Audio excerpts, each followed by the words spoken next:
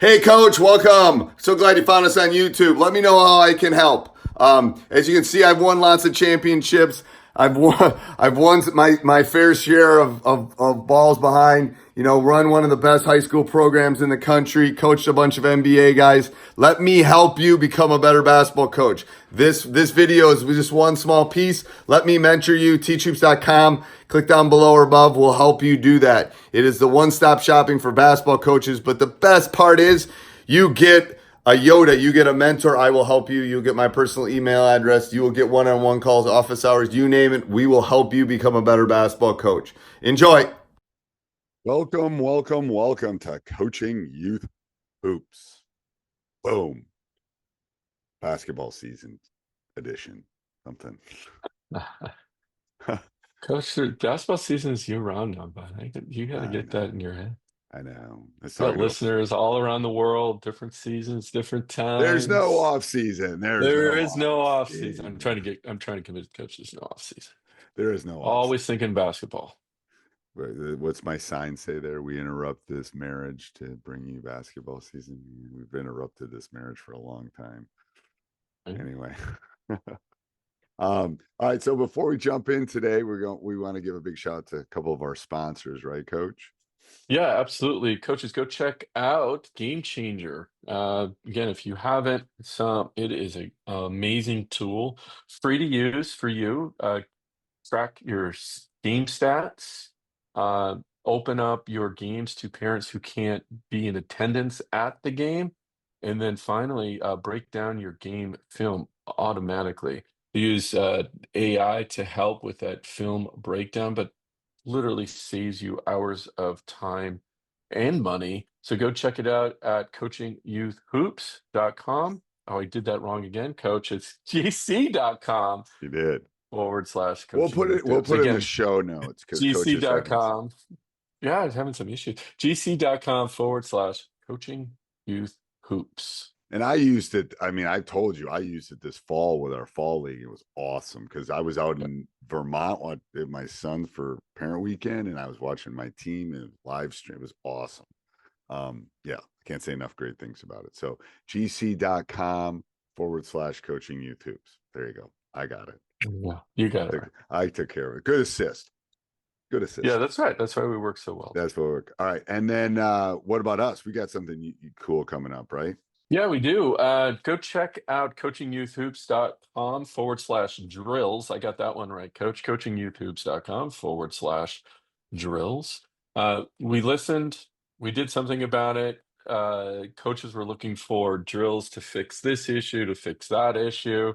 It's in beta, but go check it out. It's not perfect yet, but we're going to get it there for you.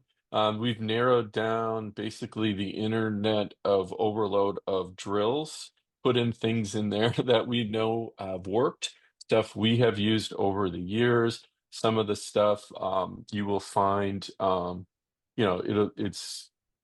it's extremely detailed. And you give us your feedback, though. That's what we're really looking for at this point. Again, like I said, it's not perfect, but we will get it there. We just want to make it a resource that you can trust to find drills that you need to better your team. Again, coachingyouthhoops.com / drills. That's a good URL. He's not. Nice and sometimes short, I tease him on his URL because he has 17 slashes and like. Yeah. Anyway, drills. Getting That's better. easy. Coaching Youth Hoops That's right. / drills. Drills. All right. Well, all right. So what's today's topic, Coach? Today's topic is how do you teach patience on offense? Okay, so there's a couple of things on that, which is soon as my player touches gets the ball, they start dribbling. That's one. Another one is they're not reading the defense that's in front of them, right? They're rushing things.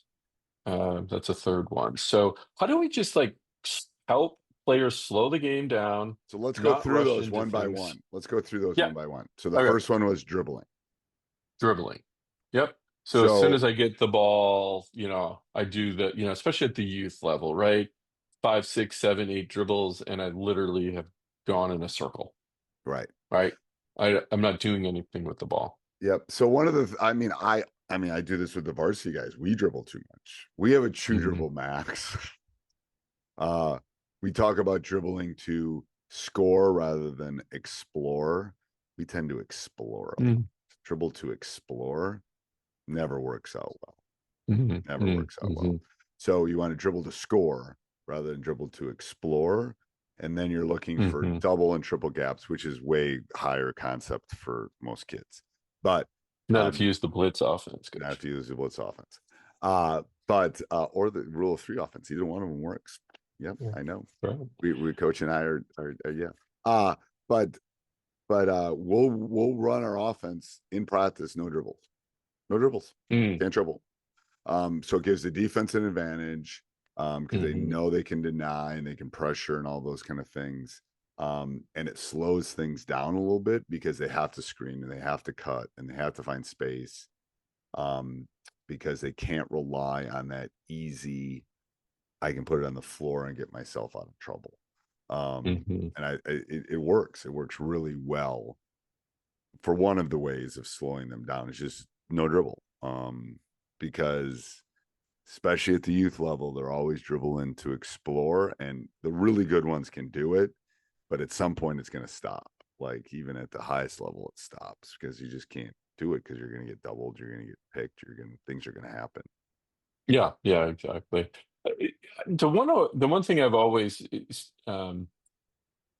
had a debate in my head about that though is I love no dribble. We do a lot of no dribble.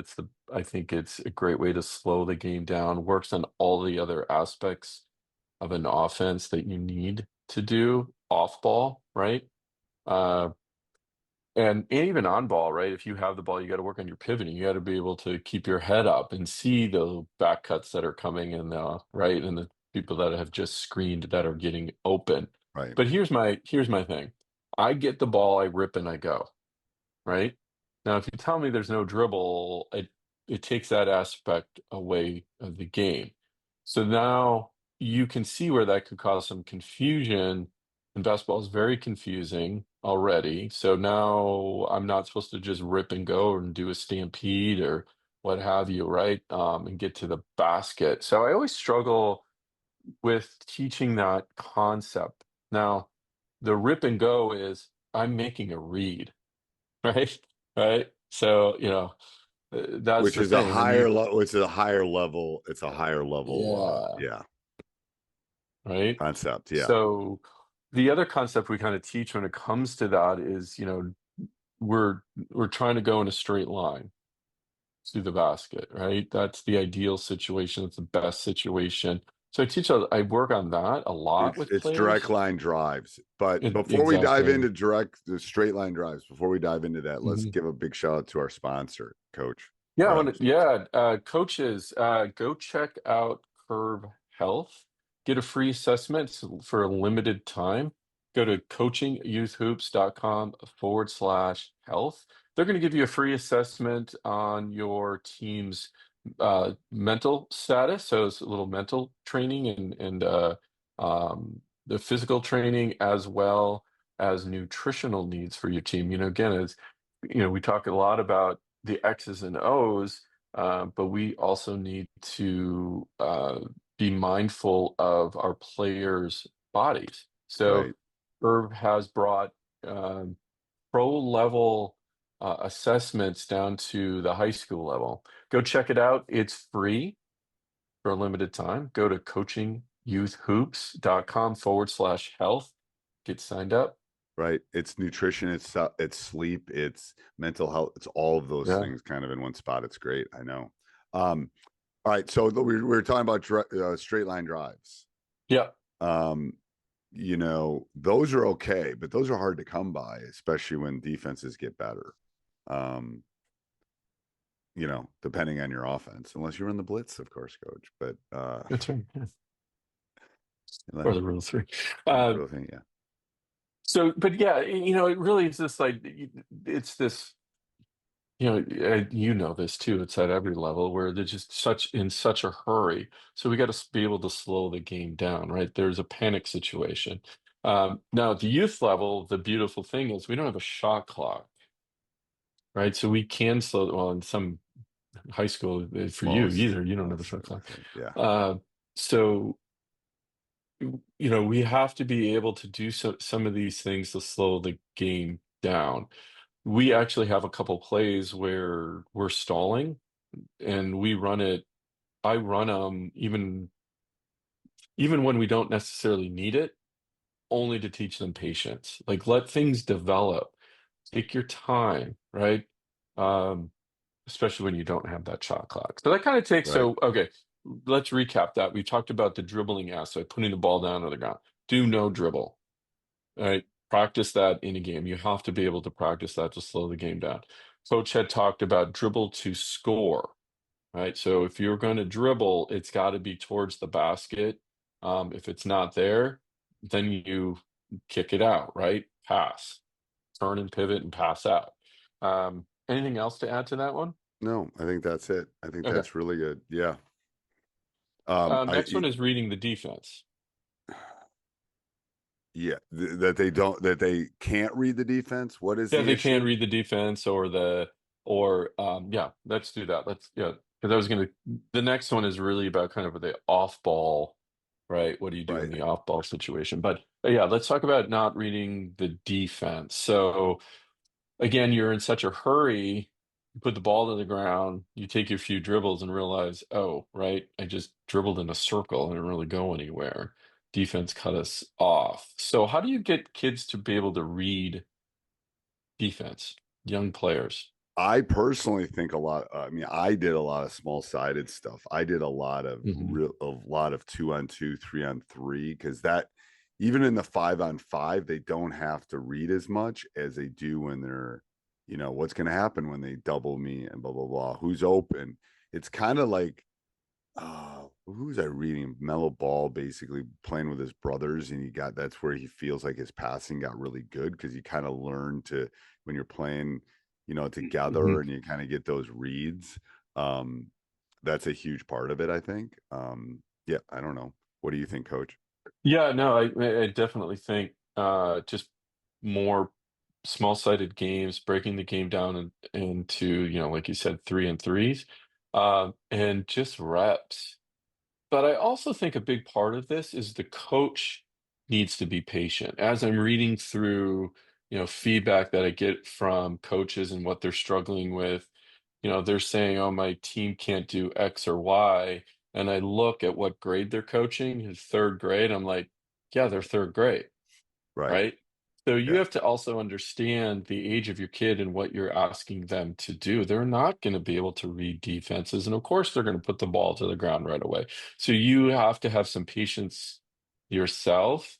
And it's repetition, repetition, Efficient. repetition, It repetition. is. And you coach a lot of our listeners coach their own kids, and they may see them year after year, and you will see that transition. So just have patience yourself when it Right. comes to Yeah. those things. But yeah, break the game down. I think in order to read the defense, break it down.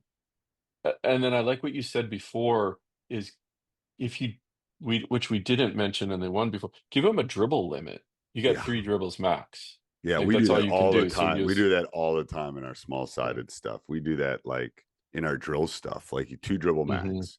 Like we were playing 1-on-1 in practice the other day, and I did just because we're having a hard time keep containing, and people are blowing by, and it's like, all right, two dribble max, blah blah blah. We're working on hands and body and some of those things. So Yeah, and I guess that just to emphasize that point, in case it wasn't clear, is that set very specific rules in your small-sided games, yes, yes, offense and defense, right. right? And So, that's how you can change a drill and have an infinite number of different things, is by that's right. doing that, just changing little nuances, um to Yeah, you could be able to literally drill. have a one drill for every category, offense, defense, transition Right. to offense, transition to defense, but it might have 10 variables Yeah. throughout the season that you could Constraints. practice. I think that Constraints, exactly. Yep. I think the big lingo right now is constraints, but yes, Yep. changing constraints. All right. Anything else, coach? Yeah, we need to talk about Oh, off off ball ball. patience. Jeez. And running, right? So what I see is, imagine, I got one person with the ball. I got four other people on the court running around like chickens with their head cut off, Right. just trying to get open, right? Trying to going from opposite court side, all the way to the ball side, and all of a sudden you got four Right. offensive players on one side of the court. So you just lost your spacing, you took away the drive, right? Right. Um, so, but you also want them to do something to get open, right? If Right. you're off ball, we don't want bystanders. So, in my opinion, what you have to teach is when you teaching young players, give them very specific rules to follow and not 10, right? If Totally. you are off ball, here's the one thing that you need to do, Right. right? And if you, again, another, just a kind of laughing about this, but Coach and I've been joking. Go check out the Blitz Right. offense, coachingyouthoops.com/blitz, because we do teach what to do in that off-ball situation. That was a big thing when I was creating it.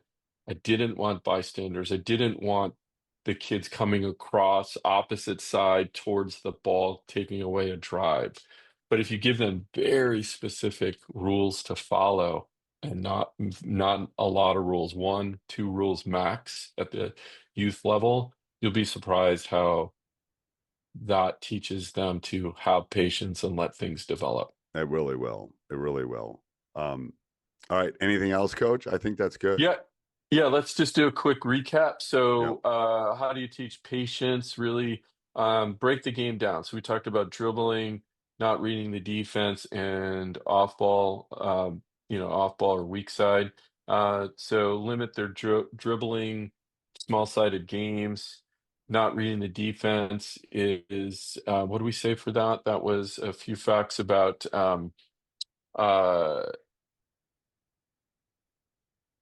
what did we say? Oh, Reading, I'm blanking on that one, coach. reading the defense. Yeah, What are you talking reading about? the defense oh, yeah, taking Changing time, right? time. Yeah, just Yeah. yeah, Limiting drills, yeah, limiting that's right. dribbles, changing Having constraints. coach having Yes. patience, exactly. Yes. Yep, and All that then stuff. off-ball stuff is give them something to do, a rule or 2 that they need when they're off ball. And Yes. you'd be surprised how, I Simplify. guess you're Sim- yeah, exactly. simplify It'll is the open best way. up, things will open up, and they'll learn patience. And again, remember, it this is not built in a day, right? So it's gonna take Rome years. was not built in a day. That's right. Rome was not built in a day. I know. It's true. All right. Till next week, coach. So next week. Hey, Coach, I'm glad you enjoyed that video. Let me know how I can help you become a better basketball coach. Teachhoops.com is one way that I can do that. I have coached at every level, won lots of championships, lots of rings. Let me know how I can help you become a better basketball coach on and off the court. So check out teachhoops.com for that.